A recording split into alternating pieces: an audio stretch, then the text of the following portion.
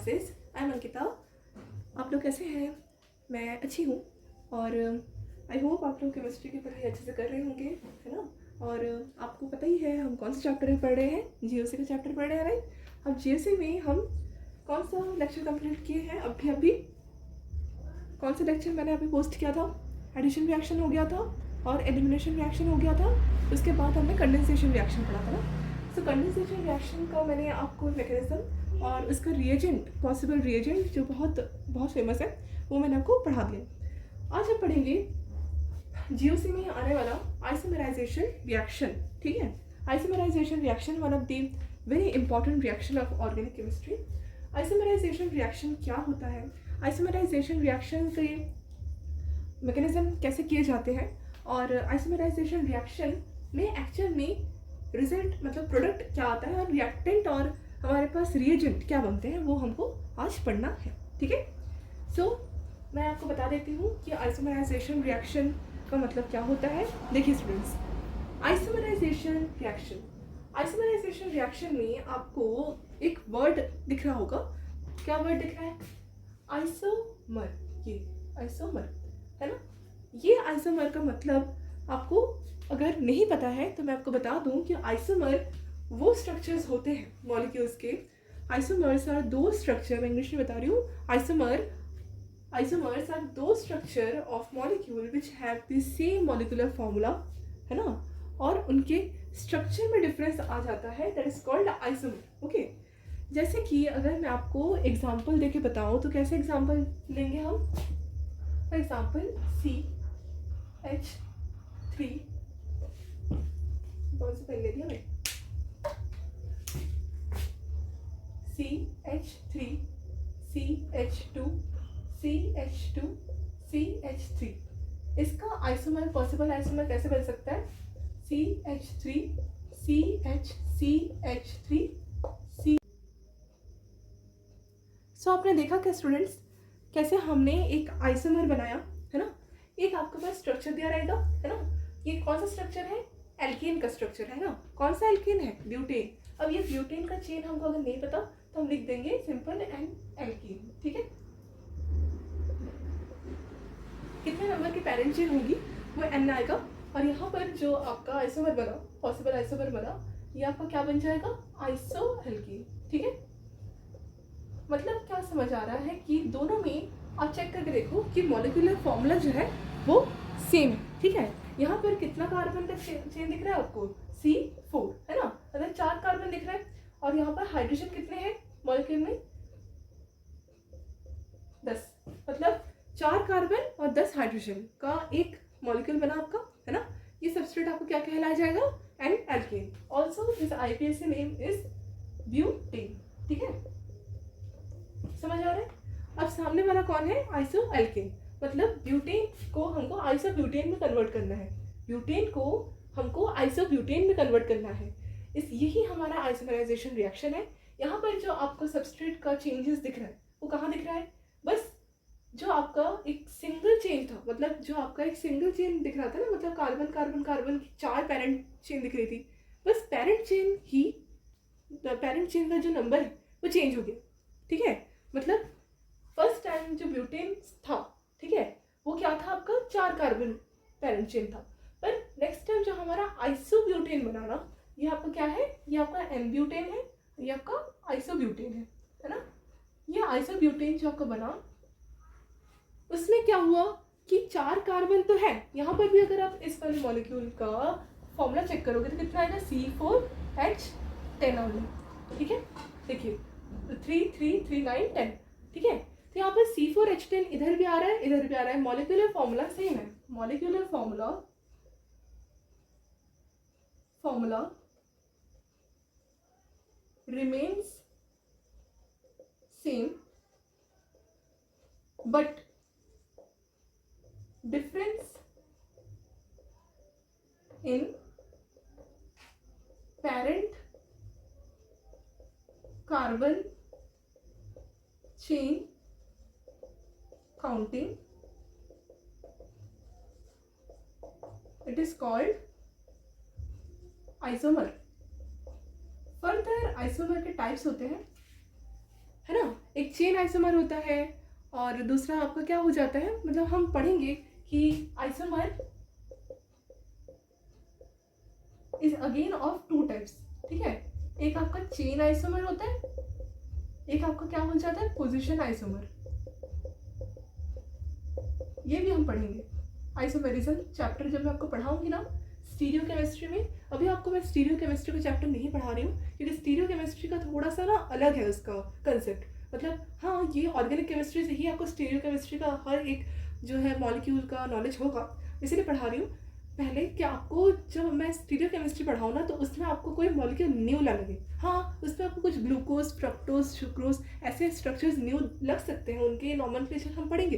पर अभी आप देखो कि जो मैं स्ट्रक्चर पढ़ा रही हूँ वो आप 11 से सॉल्व करते आ रहे हो, है ना। ये जीओसी का कंसेप्ट एक्चुअल में फर्स्ट ईयर सेकंड ईयर वालों के लिए है ना, जो यूनिवर्सिटीज़ के स्टूडेंट्स हैं, क्योंकि फर्स्ट ईयर में हम सिर्फ सीखते हैं, है ना, हम हमारे दिमाग में इतना नहीं रहता कि एक्चुअल में ये कहाँ से आया, हम बुक देख के डर जाते हैं केमिस्ट्री का, राइट। सो यही मतलब एक बच्चा पहले एन एल्केन क्या होता है ना, आइसो एल्केन क्या होता है, यही उसको समझने में 2-3 साल लग जाते हैं, है ना। तो पहले तो ये कैच करते हैं नॉमेनक्लेचर, इसका आईपीसी नेम कैसे किया जाता है, इसका रूल रेगुलेशन कैसे होता है, ये सब बस सिखाया जाता है 11th में। पर बड़े बड़े मतलब जहाँ पर आप प्रिपरेशन करते हो आईआईटी वगैरह की, वो पहले से ही ये सिखा देते हैं क्योंकि 11th से ही आपको एक्चुअल में जीओसी का कंसेप्ट आ जाना चाहिए, तभी तो आप वो बेस स्ट्रॉन्ग करके क्वेश्चन सॉल्व करने के काबिल हो पाओगे ना। ये क्वेश्चन ऐसा नहीं है कि यही क्वेश्चन आपका आ जाएगा, ये क्वेश्चन ऐसे घुमा के आएगा कि आपको समझ नहीं आएगा कि एक्चुअल में आंसर क्या होना चाहिए था, है ना।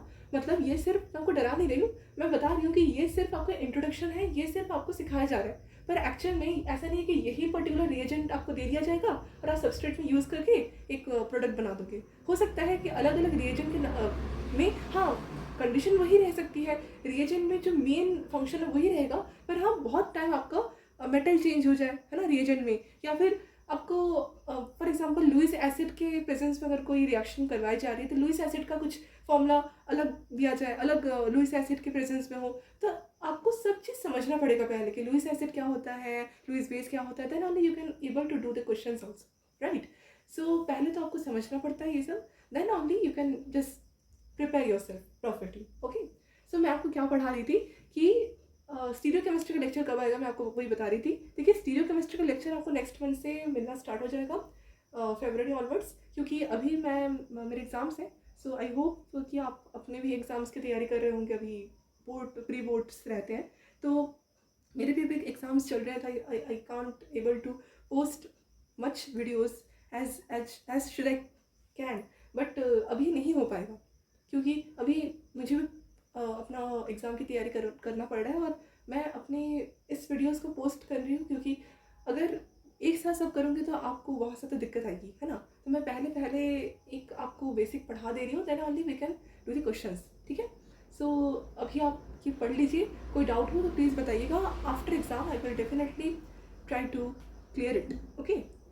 चलिए तो हम क्या देख रहे हैं कि ये आपका एन ब्यूटेन से आइसोब्यूटेन बना, है ना। यहाँ पर स्ट्रक्चर में डिफरेंस आया है, मतलब स्ट्रक्चर देख सकते हो कि एक पोजीशन नहीं था इसमें कोई, यहाँ पर पोजीशंस आ गए, मतलब पेरेंट चेन में डिफरेंस आया। यहाँ पर 4 कार्बन का पेरेंट चेन था, यहाँ पर 3 कार्बन का पेरेंट चेन है। इस साइड से काउंट करो या इस साइड से काउंट करो। मैं आपको याद होगा कि मैंने आपको IUPAC नेम पढ़ाया है, IUPAC नेम को कैसे पढ़ते हैं मैंने आपको रूल्स पढ़ाए हैं, ठीक है। I hope 2-3 months before I just posted that video, so you should watch it, okay.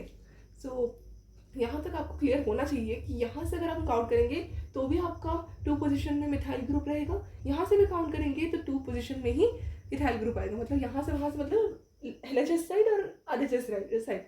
तो इसलिए बता रही हूँ मैम कि आपका बस पोजीशन ही चेंज हो रहा है। क्या चेंज हो रहा है? पोजीशन चेंज हो रहा है, कोई भी स्ट्रक्चर में मॉलिक्यूलर फॉर्मूला डिफरेंट नहीं हो रहा, ठीक है। दैट इज कॉल्ड आइसोमर, ठीक है। आइसोमर का मैंने यहाँ डेफिनेशन लिख दिया है, क्या है, मॉलिक्यूलर फॉर्मूला रिमेन सेम। यहाँ पर बहुत सारे चेंजेस होने के बाद कुछ बहुत मैकेनिज्म होगा, ऐसा नहीं है कि फट से हो गया, मैंने ऐसे उठा के नहीं लिखा है, ये मैकेनिज्म के थ्रू आया है, ठीक है। तो यहाँ पर मैकेनिज्म में ही आपका क्या आया है, आइसो स्ट्रक्चर आया है, ठीक है। Molecular formula remain same, molecular formula में कोई भी चेंजेस नहीं आने चाहिए, आएगा नहीं, but difference in parent carbon chain counting it is called isomer. आपका पेरेंट कार्बन चेन का काउंटिंग कीजिए, यहाँ पर 4 पेरेंट कार्बन चेन है, पेरेंट कार्बन है ना, कोई पेरेंट ही नहीं है यहाँ पर, तो सिंगल एक स्ट्रक्चर में कार्बन है 4, तो ब्यूटेन लिख दिया था। अब यहाँ पर देखिए 1 2 3, मतलब लॉन्गेस्ट कार्बन की चेन कितनी है 3, तो यहाँ पर हमारे पास जो स्ट्रक्चर बन के आया वो 4 कार्बन तो है मॉलिक्यूल में, पर 4 कार्बन स्ट्रेट नहीं है, बल्कि मतलब कहीं अंदर मिथाइल ग्रुप चिपका है, इसीलिए हम इसको आइसो नाम देते हैं। ठीक है, यहाँ तक क्लियर हो गया क्या what is the meaning of isomer. अब आइसोमर में हमको चेन आइसोमर और पोजीशन आइसोमर दो कंसेप्ट्स मिलते हैं, मतलब 2 टाइप्स मिलते हैं, वो मैं आपको पढ़ाऊंगी कि चेन आइसोमर क्या होता है, पोजीशन आइसोमर क्या होता है, पर अभी नहीं पढ़ेंगे, है ना। ये टॉटोमेरिज्म चैप्टर जो हम पढ़ेंगे ना स्टीरियोकेमिस्ट्री में कवर करेंगे, तब पढ़ेंगे, अभी नहीं। अभी आप सिर्फ सीखो कि इसका ये कैसे यहाँ तक आता है, ये कैसे ये बनता है, ये जो पर्टिकुलर आपका रिएक्टेंट है ना, ये कैसे ये वाला प्रोडक्ट में कन्वर्ट होता है। आप जब तक प्रोडक्ट बनाना नहीं सीखोगे, आप तब तक स्टेबिलिटी ऑर्डर जो अरेंज देमसेल्फ होता है ना, एक आपको क्वेश्चन दे दिया जाता है कि अरेंज करना है क्वेश्चंस को, ये आप कैसे करोगे, है ना। पहले आपको रिएक्टेंट से प्रोडक्ट बनाने का जो मेथड्स है वो हर मेथड का आना चाहिए। ठीक है, आई होप मैंने आपको बहुत सारे मेथड्स सिखा दिए हैं, अब तक अपलोड कर दिया है मैंने। कंडेंसेशन रिएक्शन में हमने क्या सीखा था, हमने कीटोल बनाना सीखा था, हमने एल्डोल सीखा था, है ना, हमने इनॉन सीखा था, है ना, हमने इनल भी सीखा था, कितना कुछ सीखा था हमने, है ना। और हमने मार्कोनिक ऑफ एडिशन सीख लिया, हमने एंटी मार्कोनिक ऑफ एडिशन सीख लिया, है ना, कहाँ पर मेजोरिटी रहती है प्रोडक्ट की, कहाँ पर माइनॉरिटी रहती है, तो माइनर मेजर भी प्रोडक्ट मैंने आपको बताया है। इसी दौरान हम इसका भी देखेंगे कि किस तरह से एक आपने पढ़ा होगा 11th में कि कैसे ये ब्यूटेन स्ट्रक्चर एक आइसो ब्यूटाइल की तरह आपको दिख रहा है। ये आपको क्या है, आइसो ब्यूटाइल है, ये प्रोपेन आईपीएससी नेम में है, ये प्रोपेन। ठीक है, इसका आईपीएससी नेम भी होगा तो 2 मिथाइल प्रोपेन से ज़्यादा कुछ नहीं आएगा, राइट। तो हमको आईपीएससी नेम नहीं बल्कि स्ट्रक्चरल जो हमारा मतलब आइसो और एन में डिफरेंस है सॉरी, वो हम पढ़ेंगे। ठीक है, सो स्टार्ट करते हैं हम इसका मैकेनिज्म पढ़ना, स्टार्ट करें। सो चलिए स्टूडेंट्स, हम फटाफट से एक ट्रिक देख लेते हैं कि आपको जब कोई एल्केन मिलेगा, एन एल्केन मिलेगा, मतलब कोई स्ट्रेट कार्बन चेन मिलेगा, तो उससे आप कितना आइसो प्रोडक्ट बना सकते हो। ठीक है, हम वो एक बार सीख लेते हैं, उसके बाद हम स्टार्ट करेंगे मैकेनिज्म पढ़ना। ठीक है, फॉर एग्जाम्पल आपको मैं फर्स्ट बेसिक से कार्बन का स्ट्रक्चर बना के दिखाती हूँ। देखिए CH3 सिंगल बॉन्ड CH3 क्या होता है, इथेन। इथेन का कोई भी आइसोमर नहीं बनता, क्यों, क्योंकि यहाँ पर CH3 में आइसोमर बनाओगे क्या, इधर से भी सेम उधर से भी सेम, ये सेम ही रहेगा, उल्टा पुल्टा कैसे करोगे, तो इथेन ऑनवर्ड से ही बनता। प्रोपेन टाइप में देख लेते हैं, CH3 CH2 CH3। ठीक है, इसका भी कोई आइसोमर नहीं बनेगा, क्योंकि आप इधर भी लगाओगे तो CH3 इधर भी, तो ये ओवरऑल एन प्रोपेन ही रहेगा, है ना, एन नहीं रहेगा, हाँ प्रोपेन रहेगा।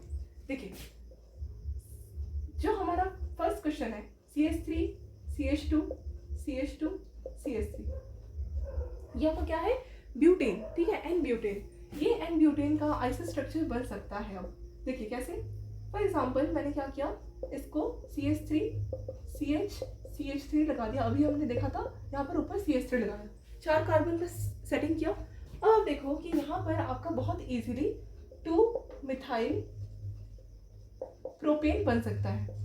आप कैसे चेक कर सकते हो खुद ही कि आपका आईपीएससी नेम करेक्ट है ना। अब देखो 2 मिथाइल प्रोपेन आपका ज़्यादा से ज़्यादा जो है ब्यूटेन का जो आईपीएससी नेम आएगा, एन ब्यूटेन का जो आईपीएससी नेम आएगा वो ज़्यादा से ज़्यादा कितना आएगा, 2 मिथाइल प्रोपेन, राइट। नेक्स्ट देख लेते हैं CH3 CH2 CH2 CH2 CH3, what is this, this is an pentane. ठीक है, क्योंकि यहाँ पर 5 कार्बन दिख रहा है, मतलब इसको मैं अगर ऐसे लिखने की कोशिश करूँ CH3 CH2 CH3, यहाँ पर एक बैलेंस दिखा दी थी तो मैंने आपको यहाँ पर मिथाइल सब्स्टिट्यूएंट ऐड कर दिया। अगेन देखिए ये मॉलिक्यूल 5 कार्बन का दिख रहा है, यहाँ पर 2 पोजीशन में ही आपको ज़्यादा से ज़्यादा इधर से भी 2 स्ट्रक्चर मिल सकते हैं, है ना। तो आपको 2 मिथाइल प्रोपेन मिलेगा। ठीक है, 2 मिथाइल प्रोपेन आपको समझ आ रहा है। अब यहाँ से भी करोगे तो भी 2 मिथाइल ही मिलेगा, मतलब 1 2 3, यहाँ पर भी आपको 2 मिथाइल प्रोपेन दिख रहा था, है ना, यहाँ पर भी आपको 2 मिथाइल प्रोपेन दिख जाएगा, दिख रहा है, हाँ इसका पेंटेन हो जाएगा। इसका क्या बन जाएगा, ब्यूटेन बन जाएगा, ठीक है, क्योंकि पेंटेन है ना हमारे पास, तो पेंटेन का हमारे पास स्ट्रक्चर कितना बन गया, butane, 2 methyl butane. And what is this, this is IPSC naming, IPSC naming, ठीक है। देखा आपने कैसे हमने चेक किया,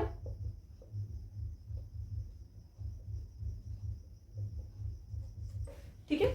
ये आपका क्या था, प्रोपेन था, ये आपका क्या है, ब्यूटेन है, ठीक है। क्योंकि हमारे पास ज्यादा कितने कार्बन की पेरेंट चेन बन रहा है यहाँ पर, 4, that is why it is called butane, okay. Next देखते हैं, इसका नहीं बनता क्रॉस, इसका नहीं बनता क्रॉस, इसका बनता है, ये आपका क्या है, आइसोस्ट्रक्चर, इसका ही बनता है, ये क्या है आपका आइसोस्ट्रक्चर। नेक्स्ट देखते हैं हम, ये आपका फर्स्ट क्वेश्चन था, first question, this is second question, third. अब हम लेंगे 6 कार्बन का चेन, क्या बन जाता है 6 कार्बन का चेन, एन हेक्सेन, राइट। देखिए 4 कार्बन, हाँ 5 6। अब इसका हमने आइसोस्ट्रक्चर बनाना है, तो हम कैसे बनाएंगे, CH3 CH2 CH2 CH2, हाँ CH, यहाँ पर CH3, ठीक है। एक कार्बन का जगह मैंने खाली रखा है, तो यहाँ पर आपको कितना बन जाएगा, 1 2 3 4 5, हाँ यहाँ पर 1 2 3 4 5 6 है, 1 2 3 4 5, 1 2 3 4 5, है ना। और मुझे यहाँ पर CH3 लगाना पड़ेगा, मैंने यहाँ पर CH3 लगा दिया, यहाँ पर CH3, ठीक है। कितना बन गया, 3 4 5 6 कार्बन का हमारे पास एक मॉलिक्यूलर स्ट्रक्चर आया, है ना। ये आपका स्ट्रक्चर आइसोमर है, किसका, हेक्सेन का, किसका, एन हेक्सेन का, एन हेक्सेन का आइसो हेक्साइल स्ट्रक्चर, ये। अब आप देखो कि ये आइसो जो आपको हेक्साइल स्ट्रक्चर दिख रहा है, इसका नेमिंग में आप थोड़ा सा डिफरेंस कर सकते हो, ठीक है। देखिए नेमिंग में कैसे डिफरेंस कर सकते हो आप, इस बार आप मिथाइल को इधर रख सकते हो, अब इधर से भी आप काउंट करोगे 3 में आ सकते हैं, इधर से भी आप काउंट करो 3 में आ सकते हैं, समझ रहे हो आप, मतलब 2 3 पोजीशंस आपकी बन सकती है। देखिए एक ही सब्स्टिट्यूएंट हम लगा सकते हैं, क्योंकि हमारे पास जो है मॉलिक्यूलर स्ट्रक्चर 6 कार्बन की है। अब सब्स्टिट्यूएंट अगर हम एक लगा सकते हैं आइसो में, तो हम क्या कर सकते हैं कि ये आपका फर्स्ट प्रोडक्ट बनेगा, जहां पर आपको 2 मिथाइल पेंटेन दिखेगा, है ना, 2 मिथाइल पेंटेन, क्योंकि longest carbon chain is possible for 5 only because of the n hexane structure, 1 2 3 4 5, 2 methyl pentane. आपका एक और स्ट्रक्चर बन सकता है, मिटा दो क्या, कंफ्यूज हो जाओगे आप। देखिए इसका आपका एक और स्ट्रक्चर बन सकता है, 1 more possible structure is there, possible structure कैसे बन सकता है, इसका एक और पॉसिबल स्ट्रक्चर ऐसे ही बन सकता है, CH3 CH2 CH, है ना। यहाँ पर आपका CH3 लग जाएगा, यहाँ पर आपका CH2 लग जाएगा, यहाँ पर आपका CH3 लग जाएगा। ये आपका क्या है, 3 मिथाइल, इधर से भी काउंट करोगे 3 मिथाइल, इधर से भी काउंट करोगे, पास पड़ेगा, तो सब्स्टिट्यूएंट आपका 3 मिथाइल में से ज्यादा नहीं आएगा, ठीक है। 3 methyl pentane only, that is your IPSC naming for this given molecule, okay, but there is no other change of formula, okay। समझ आ रहा है आपको, ऐसे ही आप जितना कार्बन बढ़ाते जाओगे, आप 3 4 5 6 पॉसिबल प्रोडक्ट्स, पोजीशन प्रोडक्ट्स आपको मिलते जाएंगे। I hope it is clear to you, समझ आ रहा है, कुछ दिमाग में घुस रहा है, आई होप मुझे तो क्लियर हो गया था ऐसे समझ के। अगर समझ आपको अभी भी डाउट लग रहा है तो आप प्लीज़ कमेंट बताइए, मैं आपको क्लियर करने की कोशिश करूँगी और कुछ ट्रिक्स निकालने की। तो मुझे लगता है कि इतना आपको क्लियर हो गया होगा, ठीक है। अब हम पढ़ते हैं मैकेनिज्म कि कैसे हम एन हेक्सेन को, I mean n hexane particular नहीं बता रही हूँ, कि एन ब्यूटेन से स्टार्ट करते हैं। एन ब्यूटेन को how we can change the n butane to iso butyl structure, okay, which means 2 methyl propane we will get, okay. Now start the mechanism. देखिए मैकेनिज्म थोड़ा सा अलग रहेगा, क्योंकि आपको एक न्यू मैं टॉपिक बताऊंगी which is rearrangement reaction for this given compound. Rearrangement reaction, rearrangement का बात मैं क्यों बता रही हूँ, कि कहीं ना कहीं आपको अंदर क्या मिलेगा बेटा, पॉजिटिव कार्बन, ठीक है, पॉजिटिव कार्बन। अब पॉजिटिव कार्बन क्या बोलते हैं, पॉजिटिव कार्बन को कार्बोकैटायन फॉर्मेशन होगा अंदर। जब कार्बोकैटायन का फॉर्मेशन होगा तो क्या होगा, वो अपने आप को अनस्टेबल, क्योंकि carbocation itself is work as a intermediate, और आपको पता है ये इंटरमीडिएट कितने अनस्टेबल रहते हैं, बहुत कम टाइम के लिए बनते हैं रिएक्शन के थ्रू। तो जब वो अनस्टेबल है तो वो क्या चाहेंगे कि खुद को ज़्यादा से ज़्यादा स्टेबल रखना है ना। तो क्या होता है कि स्टेबल रखने के लिए वो क्या करते हैं, खुद को रिएक्शन के अंदर रीअरेंज करते हैं। अब वो रीअरेंज कैसे करते हैं वो हमको पढ़ना पड़ता है। मैंने आपको पिछली बार एक रीअरेंजमेंट पढ़ाया था, है ना। हम जो कंडेंसेशन रिएक्शन को पढ़ने से पहले हम E1 मैकेनिज्म में हमने देखा था, एलिमिनेशन यूनिमोलिकुलर रिएक्शन में, कि उसमें कार्बोकेटायन फॉर्मेशन हुआ था। अब कार्बोकेटायन फॉर्मेशन में पर्टिकुलरली रीअरेंजमेंट तो होगा, पर हाँ रीअरेंजमेंट ज़्यादा से ज़्यादा हमको कितना देखना पड़ता है कि पॉजिटिव स्पीशीज़ में, पॉजिटिवली चार्ज स्पीशीज़ में, आपको पता है इलेक्ट्रॉन की कमी होती है पॉजिटिव चार्ज स्पीशीज़ वगैरह में। तो कार्बन में अगर पॉजिटिव चार्ज आएगा, है ना, तो कार्बन में ज़्यादा से ज़्यादा इलेक्ट्रॉन डोनेटिंग ग्रुप स्टेबल रखेगा, है ना, कार्बोकेटायन को। तो हमको तो फिर रिएक्शन में हर मतलब कार्बोकेटायन फॉर्मेशन के बाद स्टेबल बनाने के लिए उसको 3 डिग्री में कन्वर्ट करना चाहिए, क्योंकि 3 डिग्री से ज़्यादा कोई कार्बोकेटायन स्टेबल है नहीं, है ना। तो आपको याद हो कि मैंने आपको पिछली बार E1 मैकेनिज्म में 3 डिग्री वाला कार्बोकेटायन नहीं पढ़ाया था। आपको याद है क्या? मैंने आपको E1 मैकेनिज्म में 3 डिग्री कार्बोकेटायन नहीं पढ़ाया था। मैंने आपको सिर्फ 2 डिग्री तक स्टॉप किया था।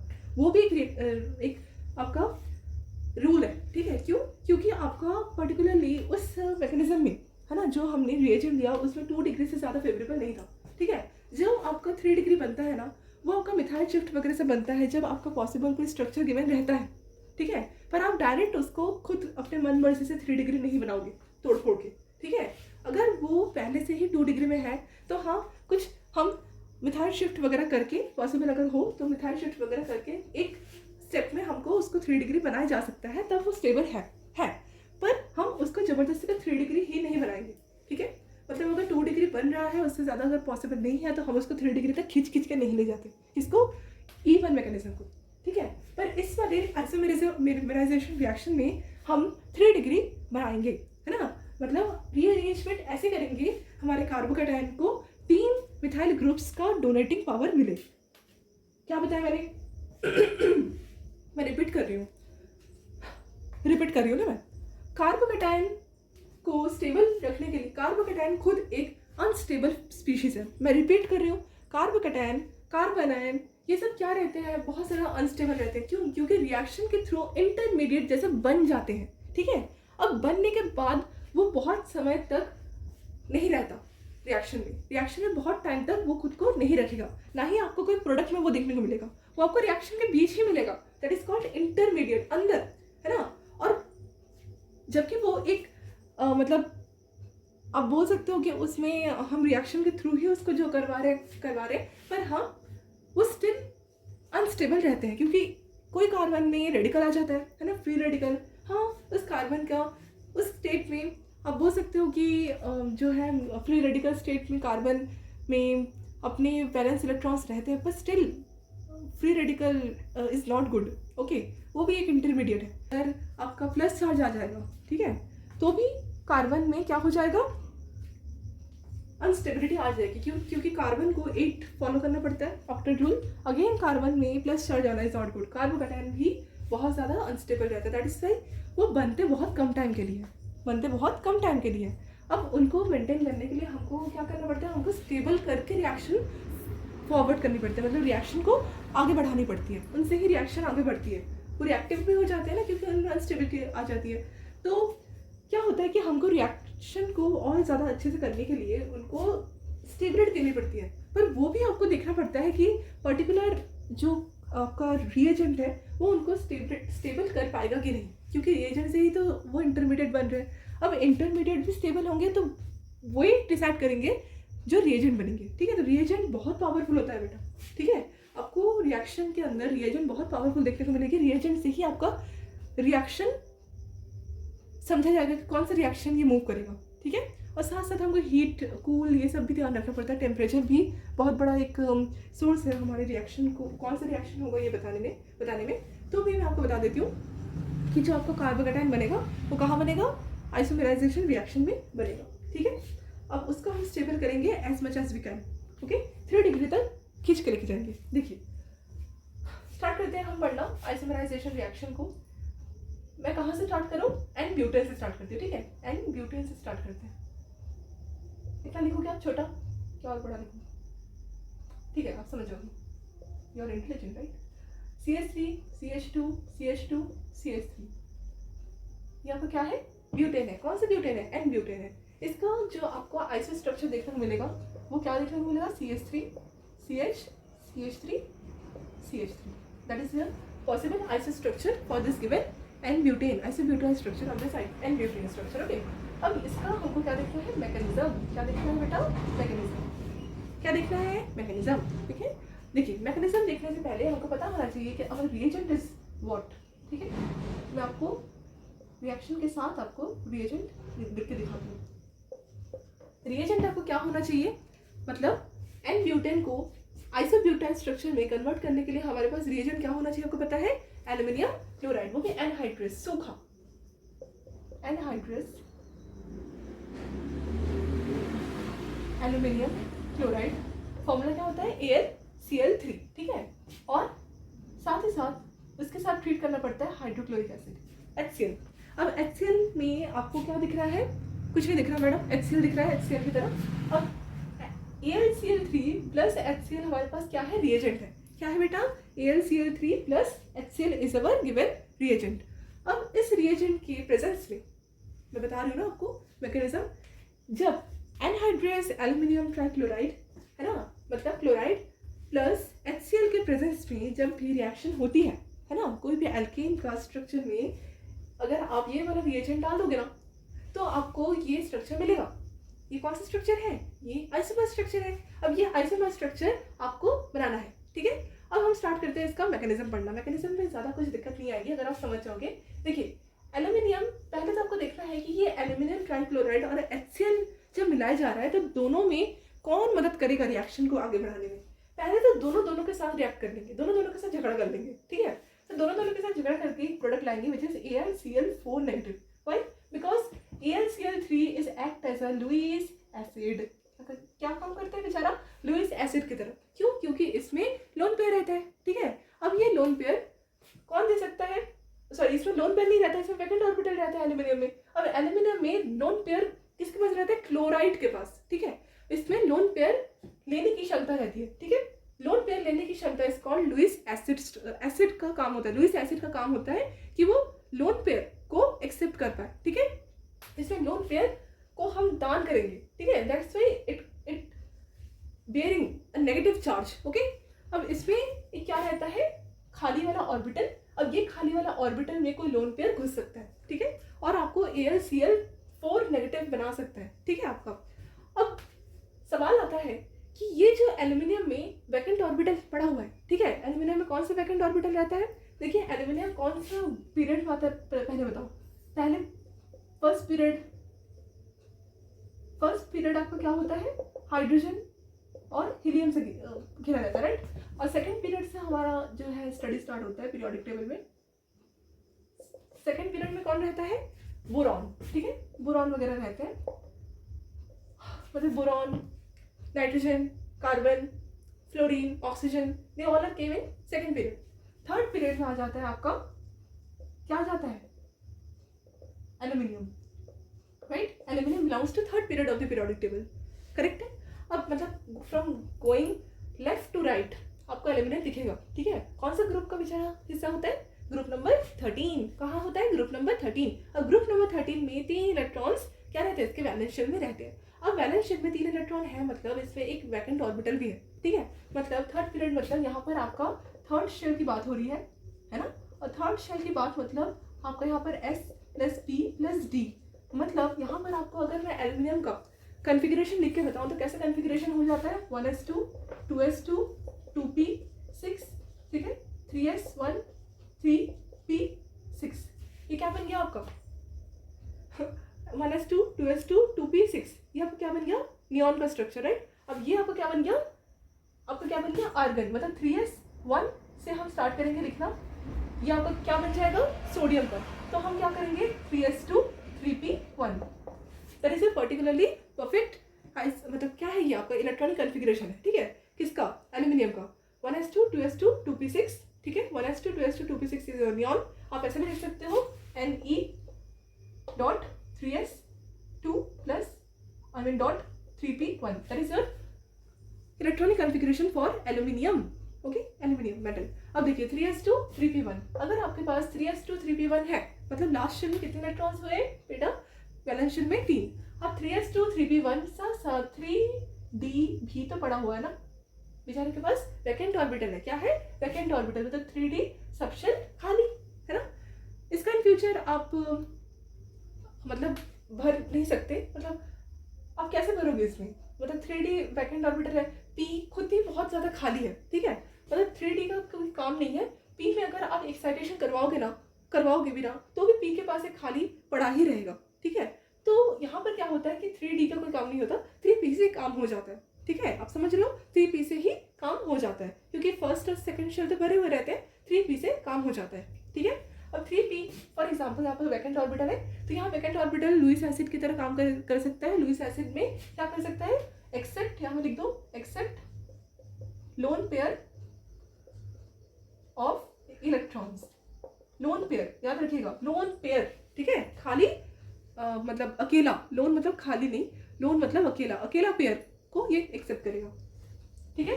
अब सवाल आता है कि ये एक्सेप्ट किससे करेगा, ठीक है, मतलब कोई देने वाला भी तो होना चाहिए ना लोन पेयर, तभी तो वो लोन पेयर एक्सेप्ट करेगा। तब HCl यहाँ पर आपको दिख रहा है क्या, है ना, HCl आपको दिख रहा होगा, HCl is what, hydrochloric acid. Hydrochloric acid का काम ही होता है कि H+ दे दे, प्रोटॉन दे दे और Cl नेगेटिव छोड़ दे। अब Cl नेगेटिव में क्या है, 2 2 3 3 4 4 लोन पेयर, ठीक है, मतलब यहाँ पर Cl नेगेटिव में टोटल कितने लोन पेयर होते हैं बेटा, 4 में से एक तो दे ही सकता है ना, इतना तो कर ही सकता है ना। अब क्या करेगा ये Cl नेगेटिव AlCl3 को AlCl4 में कन्वर्ट कर सकता है, क्यों, क्योंकि यहाँ पर आपका क्या बन जाता है, जो आपका एल्यूमिनियम का स्ट्रक्चर दिखता है ना इन फ्यूचर, वो आपको ऐसे देखने को मिल सकता है, Al,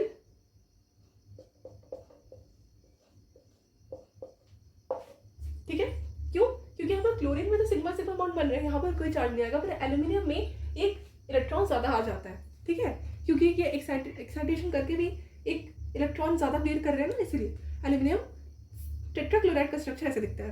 आपको समझ आ रहा है? देखिए ये हमारा कोई काम का नहीं है, हमारा काम का क्या है, ये H+ आयन हमको मदद करेगा रिएक्शन को बढ़ाने में, ठीक है। मैंने आपको बस समझाया क्योंकि ये आपको इन फ्यूचर अगर डाउट होगी कि क्या कहाँ चला गया, क्या हो गया, इसीलिए मैंने समझा दिया, पर सच बताऊँ तो इसका कोई काम नहीं था, ठीक है। हमारा एक्चुअल में जो मदद करने वाला मददगार है वो है H+ आयन, ठीक है, hydrogen ion S an electrophile काम करेगा। क्या काम करेगा, इलेक्ट्रोफाइल का काम क्या होता है, इलेक्ट्रॉन से प्यार करना, ठीक है, इलेक्ट्रोफाइल का काम क्या होता है, इलेक्ट्रोफाइल से प्यार करना, तो यहाँ पर इलेक्ट्रोफाइल की तरह काम करेगा H+ आयन। अब सवाल आता है कि ये जो H+ मिला तो क्या ये सब, सवाल आता है कि ये जो H+ आयन है, ये H+ आयन एक्चुअल में काम करेगा कहाँ पर, है ना। ये जो हमारे पास H+ आयन आया, ये जो हमारे पास H+ आयन आया, ये एक्चुअल में काम करेगा कहाँ, देखिए H+ आयन ही हमारे पास जो है रिएक्शन को आगे बढ़ाएगा, ठीक है, AlCl3 + HCl। अब सुन रहे हो, ये आपको क्या करेगा, इन फ्यूचर हमारे पास जो रिएजेंट का प्रोडक्ट है वो कुछ ऐसे दिखेगा आपको, जहाँ पर आपका ये H+ काम का है। अब ये H+ अटैक करेगा, ठीक है, पर अटैक करेगा किसको, पहले तो हमको ये वाला प्रोडक्ट को देखना पड़ेगा कि इसमें कोई ऐसा अटैक कौन करेगा, इलेक्ट्रॉन से तो अटैक करेंगे क्या, जिसमें इलेक्ट्रॉन की कमी रहेगी, तो यहाँ पर ना H+ का कोई दिखा नहीं अटैक करने वाला, ठीक है। तो यहाँ पर इलेक्ट्रोफिलिक न्यूक्लियोफिलिक जो है रिएक्शन ना अच्छी नहीं आ रही थी, तो क्या करना पड़ा हमको, पहले ना ये N-ब्यूटेन को कन्वर्ट करना पड़ेगा N-ब्यूटेन में, ठीक है, मतलब हमारे पास स्ट्रक्चर कुछ ऐसा बनना चाहिए, CH CH CH3, ठीक है, यहाँ पर क्या है N-ब्यूटेन। अब ये N-ब्यूटेन को हमको ट्रीट करना पड़ेगा विद दिस H+ आयन, ठीक है। अब देखिए हमारे पास क्या बन सकता है, ये जो पर्टिकुलर पाई बॉन्ड है, आपको पता ही है कि पाई बॉन्ड के पास इलेक्ट्रॉन अच्छा रहता है और वो इलेक्ट्रॉन को दे सकता है, मतलब ऐसे न्यूक्लियोफाइल काम कर सकता है, ठीक है। अब क्या होगा कि यहाँ पर आपका क्या बनेगा, CH3 है ना, CH, और आपको क्या बन जाएगा, यहाँ पर कहीं पर भी आप पॉजिटिव लगा दो क्योंकि पॉजिटिव नेगेटिव पोल्स जनरेट होंगे ऑटोमेटिकली, और यहाँ पर फॉर एग्जाम्पल मैंने H+ को इस सेट किया तो CH2 CH, यहाँ पर एक पॉजिटिव कैटायन बना और यहाँ पर CH3 बना। आप देख सकते हो कि यहाँ पर कार्बोकैटायन का फॉर्मेशन हमने करवा दिया। क्या देखा आपने, कार्बोकैटायन का फॉर्मेशन कंप्लीट। अब कार्बोकैटायन का फॉर्मेशन करने के बाद हमको करना पड़ेगा इसको स्टेबल, क्या करना पड़ेगा, हमको कार्बोकैटायन फॉर्मेशन करने के बाद इसको करना पड़ेगा स्टेबल। अब बात आती है कि ये स्टेबल करेगा क्या, कौन करेगा, कैसे। देखिए, अगर मैं आपसे पूछूं कि कार्बोकैटायन की स्टेबिलिटी, अब तक हम क्या पढ़ते आ रहे थे कि कार्बोकैटायन में ज़्यादा से ज़्यादा मिथाइल ग्रुप्स चिपके होने चाहिए, I mean electron donating groups रहने चाहिए। तो 2 डिग्री में अच्छा ये इलेक्ट्रॉन है, मतलब क्या बोल सकते हैं, मैं स्टेबल है ना। अब स्टेबल अगर है तो मतलब आप इधर भी जाओगे तो भी कोई फर्क नहीं पड़ेगा, क्योंकि 2 डिग्री से ज़्यादा कार्बोकैटायन को स्टेबल करने वाला नहीं रहेगा। चांसेस है कि हम ये 2 डिग्री कार्बोकैटायन को 3 डिग्री बना दे। क्या बोला मैंने, ये वाला 2 डिग्री कार्बोकैटायन को 3 डिग्री बना दे। तो 3 डिग्री बनाने के लिए हमको क्या करना पड़ेगा, आप ये बताओ कि ये 3 डिग्री बनाने के लिए मैं क्या कर सकती हूँ, मिथाइल शिफ्ट कर सकती हूँ क्या। यस मैडम, आप मिथाइल शिफ्ट कर दो, क्योंकि यहाँ पे ज़्यादा से ज़्यादा मिथाइल ही तो आएगा अगर हमको 3 डिग्री चाहिए, है ना। तो हम, क्योंकि कार्बन तो आएगा नहीं मेरा हाइड्रोजन के, हाइड्रोजन उससे पीछे पीछे तो कुछ चीज़ें घूमी गई। तो अगर मुझे यहाँ पे मिथाइल शिफ्ट करवाना है तो साथ साथ मुझे ये भी देखना पड़ेगा कि मिथाइल ऐसे विच आयन वो जा रहा है।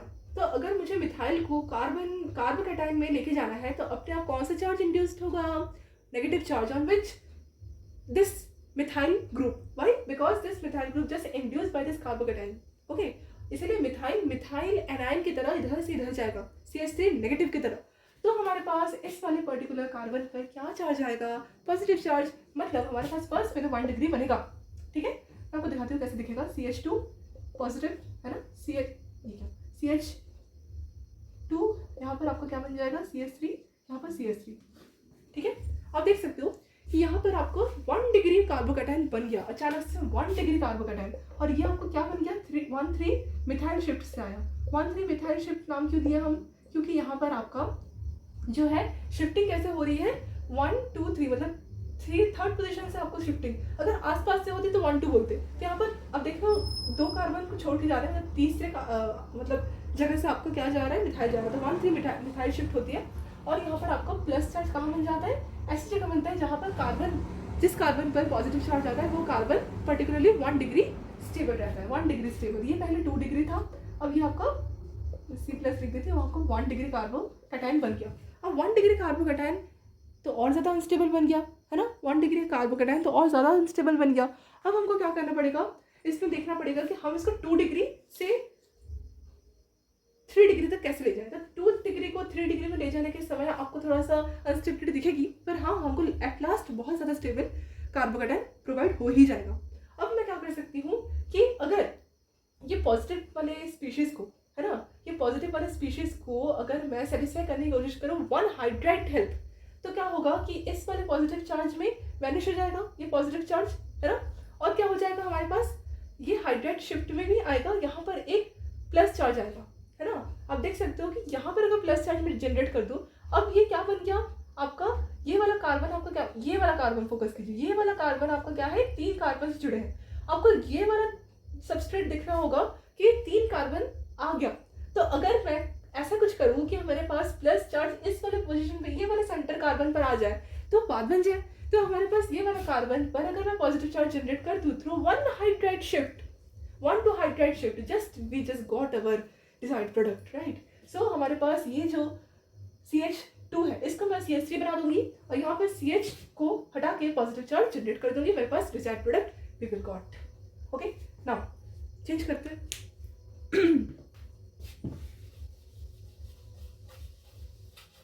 मैं यहाँ लिख के दिखा रही हूँ आपको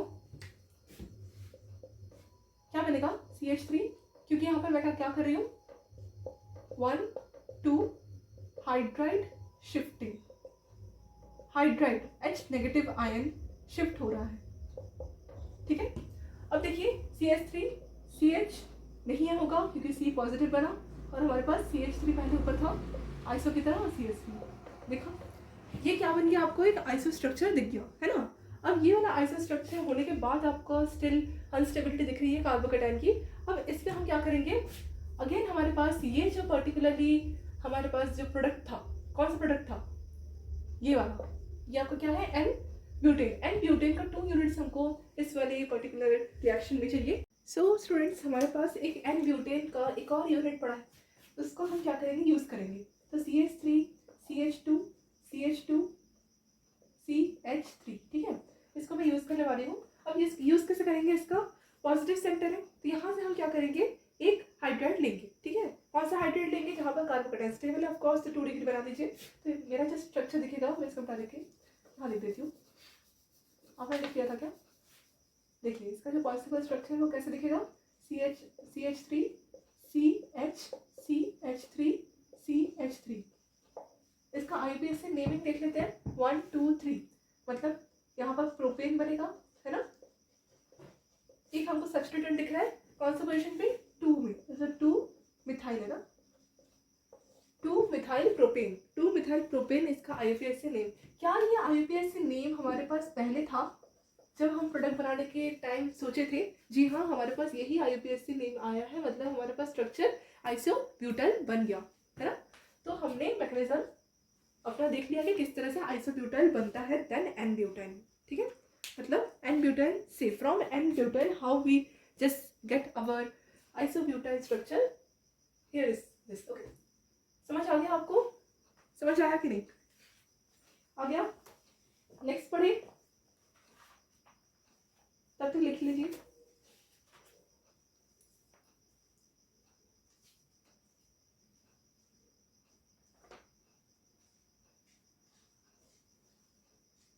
सो स्टूडेंट्स, यहाँ पर हमने देखा कि हमारे पास ये क्या बना था, एन ब्यूटेन से हमारे पास आइसोब्यूटाइल स्ट्रक्चर बना, और यहाँ पर हमारे पास प्लस में क्या आया था, इससे हमने एक शिफ्टिंग करवाई थी ना, H मतलब शिफ्टिंग रीअरेंजमेंट में होता है, यहाँ पर हमने प्लस H नेगेटिव किया था यहाँ पर, ठीक है। अब हमारे पास जो साइड प्रोडक्ट बना था वो क्या बना था, CH3 है ना, CH2 प्लस CH3, ये हमारे पास क्या बना था, सेकेंडरी ब्यूटाइल कार्बोकेटाइन,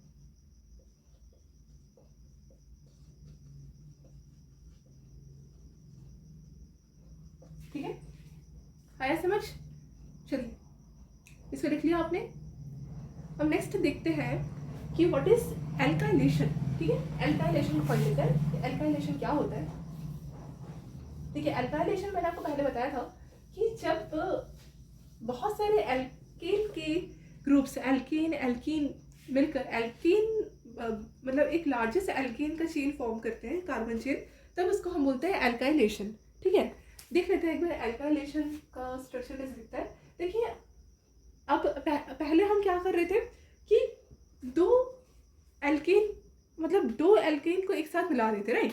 हम 2 एल्केन को एक साथ मिला रहे थे, ठीक है। हाँ उसमें एल्कीन बन रहा था, पर एल्कीन लास्ट में एल्केन की तरह वर्क कर रहा था। पर इस बार हम क्या करेंगे, एल्कीन को एल्केन के साथ ट्रीट करेंगे, ठीक है। तो पहले मैं आपको एक दिखा देती हूँ कि हमारे पास फर्स्ट प्रोडक्ट क्या रहेगा, कि जो आपका स्टेटमेंट लिख देती हूँ, वह स्टेटमेंट क्या होता है एल्काइलेशन का। देखिए एल्काइलेशन का स्टेटमेंट होगा कि when 3 degree hydrogen treated with concentrated H2SO4 sulfuric acid, which means concentrated H2SO4, okay, it gives what, it gives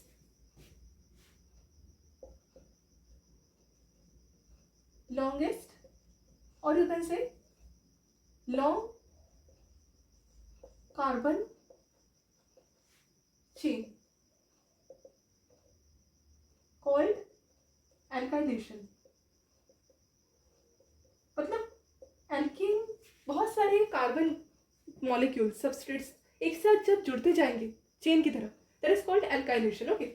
तो मैं आपको एक एग्जांपल से सॉल्व करवाती हूँ। 3 डिग्री हाइड्रोजन, मैंने एक आपको यहाँ स्टेटमेंट लिखा होगा विच इज, सो चलिए स्टूडेंट्स यहाँ पर हम देख लेते हैं कि व्हाट इज 3 डिग्री हाइड्रोजन, ठीक है। हम 3 डिग्री हाइड्रोजन को देख लेते हैं कि 3 डिग्री हाइड्रोजन क्या होता है। क्या हाइड्रोजन के साथ 3 कार्बन जुड़े रहते हैं? नहीं, हाइड्रोजन के साथ 3 कैसे जुड़ सकते हैं ना, हाइड्रोजन तो एक ही बॉन्ड बनाता है। तो 3 डिग्री हाइड्रोजन क्यों लिखा मैंने, देखिए 3 डिग्री हाइड्रोजन मतलब C है ना, यहाँ पर आपका क्या है CH3, यहाँ पर आपका क्या है CH3, यहाँ पर आपका CH3, ठीक है। यहाँ पर एक हाइड्रोजन, कार्बन का एक और वैलेंस सेटिस्फाई करने के लिए हाइड्रोजन आ गया। यहाँ पर आप देख सकते हो कि कार्बन ने 3 कार्बन के साथ बॉन्ड बना के रखा है और एक हाइड्रोजन के साथ बॉन्ड बना रखा है। ये जो कार्बन है इस particular carbon is known as 3 degree carbon, और 3 डिग्री कार्बन का साथ ही एक हाइड्रोजन रहता है कार्बन के साथ, that is called 3 degree hydrogen. Okay, मतलब 3 डिग्री हाइड्रोजन मतलब 3 डिग्री कार्बन के साथ जो हाइड्रोजन रहता है चिपका हुआ, उसका हाइड्रोजन को हम बोलते हैं 3 डिग्री हाइड्रोजन। ठीक है, और 3 डिग्री कार्बन का ही पार्ट होता है 3 डिग्री हाइड्रोजन। ठीक है, अब अगर जो कार्बन आपका 2 डिग्री है, समझ जाइए, तो 2 डिग्री आपका क्या हो जाएगा, 2 डिग्री हाइड्रोजन, है ना। तो 3 डिग्री हाइड्रोजन के साथ जब हम ट्रीट करते हैं अपने प्रोडक्ट को, कौन सा प्रोडक्ट हो जाएगा आपका एल्कीन होगा, और वो एल्कीन इन फ्यूचर H+ के साथ रिएक्ट करके जो हमारे पास रिएक्टिव मटेरियल देगा, है ना, सब्सटेंस, उसके साथ हम सब्सटेंस को ये वाला ऐड करेंगे। ठीक है, उसको मतलब स्टेबल बनाने के लिए पहले इसका मैकेनिज्म देख लेते हैं कि किस तरह से हमारा जो है एट लास्ट सब्सट्रेट बन के आता है, रेडी होके प्रोडक्ट बन के आता है ना। Then we have to just take this isobutyl structure, है ना। इसका हम थोड़ा सा हेल्प लेंगे। कौन सा स्ट्रक्चर है ये, 1 2 3, मतलब ये आपका आइसोब्यूटाइल है ना। ये आइसोब्यूटाइल का स्ट्रक्चर से अभी हमने बताया था, है ना, अभी हमने बताया था ना, ब्यूटेन से एन ब्यूटेन से आइसोब्यूटाइल। तो ये आइसोब्यूटाइल का जो काम है वो क्या है, वो हमको थोड़ा देखना है। अल्काइलेशन वगैरह में यूज़ किया जाता है ना, लॉन्ग ब्रांच चेन में यूज़ किया जाता है। मैं इसको मिटा देती हूँ, उसके बाद हम इसको मैकेनिज्म देख लेते हैं आराम से। ठीक है,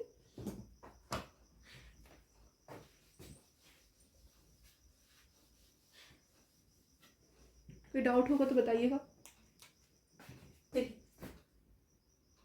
हमारे पास एक एल्कीन है CH3C, यहाँ पर CH3, यहाँ पर डबल बॉन्ड CH2, यहाँ पर क्या है, एक एल्कीन है। ठीक है, अब ये एल्कीन में हमारे पास क्या करना पड़ेगा, हमको चेक करना है इसको किसके साथ रिएक्ट करके हमारे पास जो है एल्केन का फॉर्मेशन होगा। पर कौन सा एल्केन होगा वो हमको देखना पड़ेगा, क्या वो कार्बोकैटायन बनेगा या नहीं बनेगा। देखिए, कार्बोकैटायन तो बनेगा, क्योंकि हमारे पास जो पर्टिकुलरली रिएजेंट होगा वो होगा ही इलेक्ट्रोफिलिक। ठीक है, देखिए हमारे पास क्या था, रिएजेंट कंसंट्रेटेड H2SO4, क्या था, कंसंट्रेटेड H2SO4, और concentrated H2SO4 while heating gives H+ ion. ठीक है, अब H+ आयन एक इलेक्ट्रोफाइल की तरह काम करेगा, करेक्ट है। अब ये इलेक्ट्रोफिलिक जो नेचर कहाँ शो करना चाहेगा, न्यूक्लियोफिलिक एरिया के पास। तो यहाँ पर न्यूक्लियोफिलिक एरिया कौन हो सकता है, जिसके पास इलेक्ट्रॉन डेंसिटी बहुत ज़्यादा हो। तो यहाँ पर इलेक्ट्रॉन डेंसिटी किसके पास ज़्यादा दिख रही है आपको, पाई बॉन्ड, ये पाई बॉन्ड है ना, पाई बॉन्ड डेंसिटी में बहुत ज़्यादा इलेक्ट्रॉन की डेंसिटी पाई जाती है।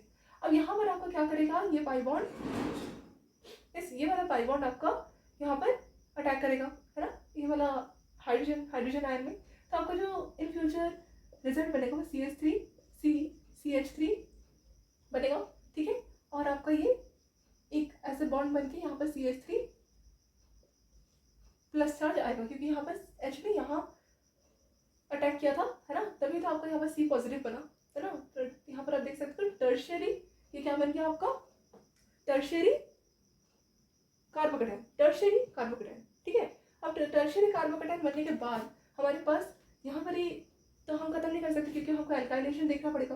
अब हम क्या करना है, इस टर्शियरी कार्बोकैटायन को अगेन रिएक्ट करवाना है किसके साथ, याद रखिएगा कि हमारे पास जो एल्कीन है वो 2 यूनिट्स में कंसिडरेशन, 2 यूनिट्स में, मतलब एक और हमको इसमें यूज़ किया जा सकता है। अब यहाँ पर हम एक और को यूज़ कर लेते हैं, एक और पढ़ा है तो यहाँ पर CH3, यहाँ पर अगेन एक एल्कीन आ गया। ठीक है, अगेन यहाँ पर क्या है, कार्बोकैटायन है, carbocation is work as a electrophile, इसको इलेक्ट्रॉन की जरूरत पड़ती है, और इसको इलेक्ट्रॉन दे के ये अपने मतलब अपने आप को बैलेंस कर सकता है, राइट। तो ये क्या करेगा, यहाँ से इलेक्ट्रॉन इसको फेंक के मारेगा, और यहाँ पर आपका जो बॉन्ड बनेगा वो कैसे बनेगा। और हाँ, हमको इन फ्यूचर ये देखना पड़ेगा कि पॉजिटिव जनरेट होगा कहाँ पर, यहाँ होगा कि यहाँ होगा। देखिए, यहाँ पर होने से बहुत ज़्यादा फायदा होगा, क्योंकि यहाँ अगर कार्बन में पॉजिटिव चार्ज आया तो हम देख सकते हैं कि ये कार्बन में पॉजिटिव चार्ज को स्टेबलाइज करने के लिए 3 कार्बन मतलब मिथाइल ग्रुप्स इसको स्टेबल रखेंगे। पर यहाँ पर अगर कार्बोकैटायन जनरेट हो गया तो यहाँ पर बस आप देख सकते हो कि एक ही कार्बन उसको 1 डिग्री कार्बन बनाएगा, कार्बोकैटायन बनेगा। तो हमको क्या करना है, यहाँ पर कार्बोकैटायन बनाना है। ठीक है, और ये वाला एक पाई बॉन्ड को यहाँ ब्रेक करके ये पॉजिटिव चार्ज में गुजारना है। तो आपको इन फ्यूचर आपका जो बॉन्ड बनेगा वो कुछ ऐसे बनेगा, C, है ना, यहाँ पर आपका CH3 तो पहले था, है ना, और एक और CH3 मैं ऊपर लिख देती हूँ, यहाँ पर जुड़ेगा तो यहाँ पर ऐसे हो जाएगा, यहाँ पर CH2 मैं लिख देती हूँ, यहाँ पर एक बॉन्ड ऐसे, यहाँ पर कार्बोकैटायन बन रहा है तो C+, यहाँ पर एक CH3 साथ साथ एक CH3। ठीक है, यहाँ पर क्या बना, एक कार्बोकैटायन बना, पर ये स्टेबल है ना। हमने दोनों को मिला के एक एल्काइलेशन बनाया। ठीक है, पहले इतना था, उसके बाद इतना बढ़ा गया, इतना बढ़ गया, है ना। तो आप यहाँ से कुछ समझे कि हमारे पास एल्काइलेशन हुआ, ठीक है, बिग ब्रांचेस की, बिग सब्स्टिट्यूएंट्स की मतलब प्रोडक्शन हो रहा है। अब देखिए हमको इस कार्बोकेटाइन को स्टेबल बनाने के लिए कौन आएगा, हम क्या कर सकते हैं इसमें, देखिए 3 डिग्री से ज़्यादा पॉसिबल तो नहीं होगा इसमें, है ना। तो इसमें हम क्या कर सकते हैं, हाइड्राइड शिफ्ट कर सकते हैं, क्या कर सकते हैं, हाइड्राइड शिफ्ट कर सकते हैं, ठीक है। तो यहाँ पर हाइड्राइड शिफ्ट कौन देगा हमको, हाइड्राइड शिफ्ट कौन देगा, आपको याद होगा कि अभी मैंने आपको पढ़ाया था कि 3 degree hydrogen helps us to make the production of alkylation, okay. तो यहाँ पर आप क्या करोगे, यहाँ पर CH3 CH3, है ना, यहाँ पर CH3, यहाँ पर CH2, यहाँ पर C, और यहाँ पर मैं प्लस लिख देती हूँ, यहाँ पर CH3, यहाँ पर CH3, ठीक है। इन द प्रेजेंस ऑफ, आपको याद हो तो मैंने यहाँ पर एक 3 डिग्री हाइड्रोजन दिया था विच इज लाइक दिस, है ना। अब यहाँ से एक हाइड्राइड अगर शिफ्ट हो गया तो ये हाइड्राइड यही आएगा ऑफकोर्स। तो ये कैसे दिखेगा in future, CH3 C CH3 CH3, है ना, यहाँ पर CH2, यहाँ पर C CH3, यहाँ पर H, यहाँ पर CH3, हो गया। ये बैलेंस C का सेटिस्फाई कर लिया इसने। अब यहाँ पर अगर आप नामकरण करना चाहो तो 2 2 3 4 नहीं होगा, मतलब 2 2, यहाँ पर 3 में तो मिथाइल है नहीं, तो 2 2 4, ठीक है। Tri methyl 1 2 3 4 5 pentane, it is your IPSC name for which this alkyne, ठीक है, alkene, this alkene, pi bond एक ही है तो एल्कीन है, ठीक है। एल्काइन का ही बन सकता है, एल्कीन है। तो यहाँ पर आपको क्या बना, 2 2 पोजिशन में यहाँ पर आप कैसे नंबर लिखेंगे, 1 2 3 4 5, मतलब 2 2 4 tri methyl pentane, that is your IPSC name. तो मैं लिख दूँगा यहाँ पर 2 2 4 tri methyl pentane, that is your IPSC name, okay. समझ आ रहा है आपको। और हमारे पास जो साइड प्रोडक्ट बना, वो क्या था, एक कार्बोकेटाइन बना था। कौन सा कार्बोकेटाइन बना था, ये वाला कार्बोकेटाइन बना था, इसका कार्बोकेटाइन बना था, एक हाइड्राइड शिफ्ट हो गया इससे, और हमारे पास हाइड्राइड शिफ्ट ऐसे लिखना पड़ता है, प्लस H नेगेटिव, यहाँ से H नेगेटिव बाहर गया, यहाँ पर जुड़ा है तो आप प्लस लिख दोगे क्योंकि मेन हमारे पास यही बना, है ना। अब यहाँ पर हमारे पास क्या बन गया, टर्शियरी कार्बोकेटाइन, 3 डिग्री कार्बोकेटाइन, ठीक है, समझ गए। 3 डिग्री कार्बोकेटाइन नहीं लिखने से भी चलेगा, पर हाँ आप लिख लो, अगर आपको लिखना है तो ये 3 डिग्री कार्बोकेटाइन है, 3 डिग्री कार्बोकेटाइन, है ना। आगे समझ, लिख लीजिए। चलिए स्टूडेंट्स, हम जल्दी से एक और आइसोमर का नेमिंग रिएक्शन लिख लेते हैं, जिस चेन आइसोमर, ठीक है। चेन आइसोमर मतलब क्या होता है कि हमारे पास एक रूल होता है कि कौन सा आपका मॉलिक्यूल चेन है या पोजीशन है। तो मैं चेन का ये पढ़ा रही हूँ आपको। जैसे हमारे पास एक मतलब मॉलिक्यूल है, ठीक है, उसका फंक्शनल ग्रुप अलग है, ठीक है। देख लीजिए, जैसे हमारे पास एक मॉलिक्यूल मैंने आपको अभी दिया, समझ लीजिए, CH3 CH2 OH, ठीक है, ये आपका क्या है, इथेनॉल, ठीक है, अल्कोहलिक ग्रुप है इथेनॉल। अब इसका ही मैंने एक और आपको आइसोमर दिया, ये आपका क्या है, आइसोमर, ठीक है, मॉलिक्यूलर फॉर्मूला सेम होगा, मतलब CH3 OCH3, ये आपका क्या है, इथर। कौन सा इथर है, मिथॉक्सी मिथेन, ठीक है, ये आपका क्या है, इथर, मिथॉक्सी मिथेन बोलते हैं, इनके IPSC नेम ऐसे होते हैं, ठीक है, जनरल भाषा में इनको इथर कहा जाता है, ठीक है। अब ये इथर और इथेनॉल में कितना डिफरेंस है, एक आपका अल्कोहलिक ग्रुप है, एक आपका इथर ग्रुप है ना।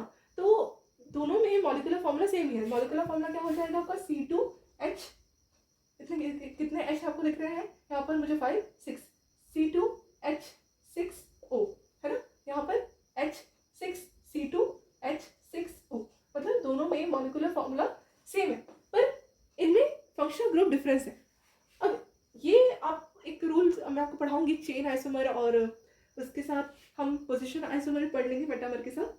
पर यहाँ पर मैं आपको सिंपल आज बता दे रही हूँ कि चेन आइसोमर, ठीक है। अब इनका आपको कन्वर्जन कैसे करना होता है ये मैं आपको सिखाऊंगी, ठीक है। मतलब ये अल्कोहलिक ग्रुप का कन्वर्जन इथर में कैसे होता है, ये हम एक छोटा सा मैकेनिज्म पढ़ के सीख लेते हैं, ठीक है।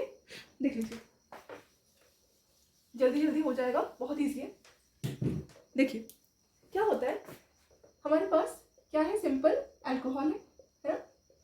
अब ये alcohol in the presence of concentrated वही सेम रिएजेंट H2SO4 के साथ होता है, ठीक है, मतलब ट्रीट होता है।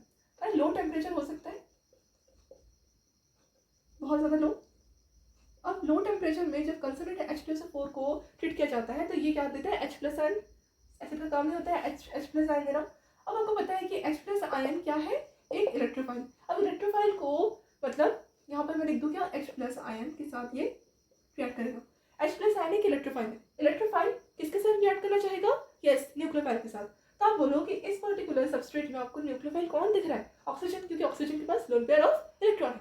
अब loan pair of electron H+ को जब डोनेट करेगा तो इनका स्ट्रक्चर कैसा दिखेगा इन फ्यूचर, CH3 CH2, यहाँ पर O, यहाँ पर H2 positive. Why, because oxygen donated it's one electron pair and becomes positively charge species. Okay, यहाँ पर ऑक्सीजन प्लस है, मतलब ऑक्सीजन बहुत ज़्यादा इलेक्ट्रोनेगेटिविटी कैरेक्टर शो करेगा, ठीक है। और इसकी वजह से ऑक्सीजन में बाजू वाले एटम पर असर पड़ेगा अच्छा खासा, और यहाँ पर डेल्टा पॉजिटिव चार्ज बहुत ज़्यादा होगा, ठीक है, मतलब बहुत ज़्यादा ये चार्ज अपनी तरफ खींचने की कोशिश करेगा, क्योंकि एक इसने क्या किया, लोन पेयर एक कोऑर्डिनेट बॉन्ड बना दिया। Coordinate bond is a very very मतलब रेयर केसेस में कोऑर्डिनेट बॉन्ड बनता है। और यहाँ पर आपका जब कोऑर्डिनेट बॉन्ड बना तो यहाँ पर पॉजिटिव चार्ज क्या किया, बढ़ गया। पॉजिटिव कैरेक्टर कार्बन में जो है, आप बोल सकते हो कि इलेक्ट्रोफिलिक सेंट्री बहुत बढ़ गई इसकी, है ना। अब क्या होगा कि यहाँ पर ये इलेक्ट्रोफिलिक नेचर बहुत ज़्यादा शो करने की कोशिश करेगा, और साथ ही साथ हमारे पास क्या है, CH3 CH2 और OH, ठीक है। अब CH2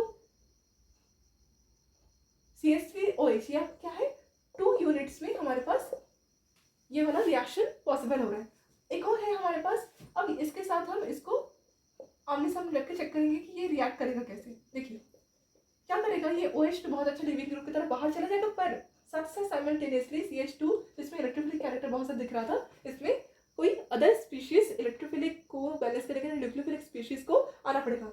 अगेन यहाँ पर एक और मोल ऑफ अल्कोहल आएगा और यहाँ पर कार्बन पर साइमल्टेनियसली अटैक करेगा। अटैक करने के बाद यहाँ पर जो आपका लिविंग ग्रुप है बाहर, और आपका इन फ्यूचर प्रोडक्ट जो बनेगा वो कैसे बनेगा, CH3 है ना, CH2, और यहाँ पर आपका क्या बन गया, O, यहाँ पर H लिख देती है, यहाँ पे पॉजिटिव लिख देती है। अगेन ये वाला O ने भी एक कोऑर्डिनेट बॉन्ड बना दिया, और यहाँ पर आपका CH2 CH3 बना।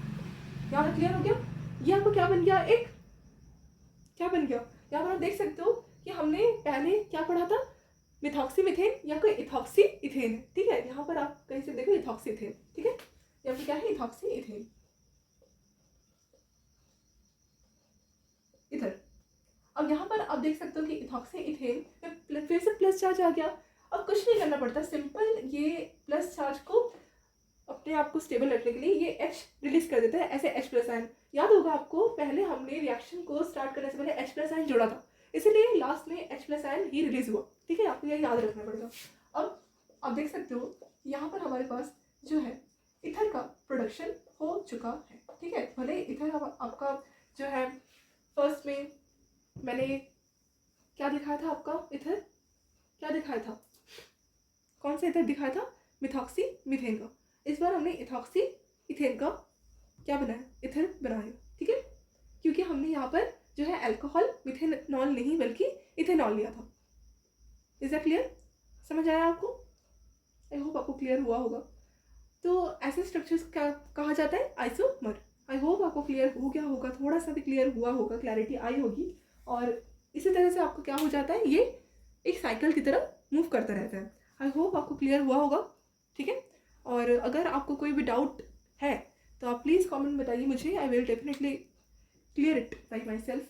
सो आपको और क्लैरिटी अगर चाहिए तो आप क्वेश्चन भी सॉल्व कर सकते हो, ठीक है। ये आपको क्या है, इथर, आप क्वेश्चन सॉल्व कर सकते हो इसके बेसिस पर, जिससे आपको क्लैरिटी और ज़्यादा है, ठीक है। सो प्लीज़ तब तक के लिए आप पढ़ते रहिए, है ना, और नोट्स बनाइए और प्रैक्टिस करते रहिए क्वेश्चंस को। साथ ही साथ मैं आपको नेक्स्ट मंथ आने में ज़्यादा दिन नहीं है, आई will definitely start a new lesson, okay.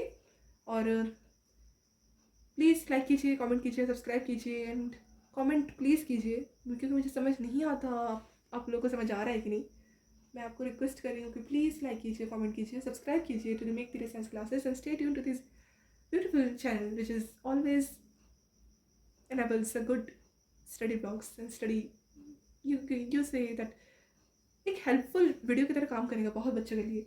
तो प्लीज़ आप थोड़ा सा मदद कीजिए जिससे ऐसे वीडियोस बहुत दूर तक पहुंच पाए, ठीक है। सो आशा करती हूँ कि आप लोगों का एग्ज़ाम अच्छा हो, क्योंकि ये वीडियो बहुत ज़्यादा डिटेल है और अगर आप कोई भी चीज़ को बहुत डिटेल में पढ़ते हो तो आपको इन फ्यूचर छोटी छोटी चीज़ें अपने आप क्लियर हो जाती है ना। तो प्लीज़ आप वीडियोस को फॉलो कीजिए और लाइक कीजिए और कमेंट कीजिए। बार बार यही बोलूँगी, लाइक कीजिए, कमेंट कीजिए, क्योंकि मुझे चाहिए थोड़ा सा लाइक कमेंट देखना है कि वीडियो कितने लोगों को पसंद आ रहा है। नहीं पसंद आया तो भी आप बोल सकते हो, कोई प्रॉब्लम नहीं। जिससे मुझे क्या क्या मेरे वीडियोज़ में बदलाव करने चाहिए, क्या क्या मुझे खुद में सुधार करना चाहिए, वो मैं देख पाऊँ, ठीक है। So thank you.